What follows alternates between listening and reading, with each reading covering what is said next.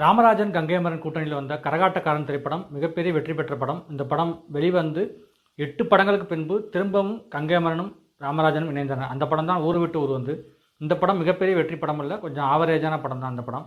இந்த படத்தோட கதை வந்து கொஞ்சம் ஹாரர் கதை, அது எல்லாருக்கும் தெரிஞ்சிருக்கும். இந்த படத்தோட வெற்றிக்கு முக்கிய காரணமாக இருந்தது யாருன்னு கேட்டிங்கன்னா இசைஞானி இளையராஜா.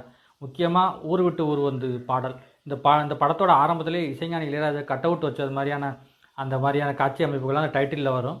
இரண்டாவது கவுண்டமணி செந்தில். இதில் வந்து ஜடாமுடி வச்ச சாமியாராக கவுண்டமணி செந்திலும் ஊர் கோடாங்கி, அதாவது கிராமத்து கோடாங்கி அப்படின்னு சொல்லுவாங்க, அந்த மாதிரியான சாமியார்களாக கவுண்டமணியும் செந்திலும் நடிச்சிருப்பாங்க. இவங்க சிங்கப்பூர் போயிட்டு அங்கே பண்ணுற கலாட்டாக்கள் ஒரு ப்ளஸ்ஸாக இருந்துச்சு இந்த படத்துக்கு. அடுத்தது பார்த்தீங்கன்னா ஒளிப்பதிவாளர் நிவாஸ். இவர் வந்து சிங்கப்பூர் சம்மந்தப்பட்ட படங்கள், வெளிநாட்டு படங்கள்லாம் அந்த காலகட்டத்தில் குறைவு தான். கொஞ்சம் பூமலை பொழியுது படங்கள் சொல்லலாம், சிங்கப்பூரில் எடுக்கப்பட்ட படங்கள் வந்திருக்குன்னு சொல்லி. ஆனாலும் வந்து இந்த படத்தில் வந்து ஸ்பெசிஃபிக்காக சிங்கப்பூரை ரொம்ப அழகாக காமிச்சிருப்பாங்க. படத்தோட பெரிய ப்ளஸ் எதுன்னு கேட்டிங்கன்னா ஒளிப்பதிவு தான். அது யாருன்னு கேட்டிங்கன்னா பாரதி ராஜாவோட ஆஸ்தான ஒளிப்பதிவாளராக இருந்தால் நிவாஸ். அவர் தான் வந்து இந்த படத்துக்கு ஒளிப்பதிவு செஞ்சிருந்தார்.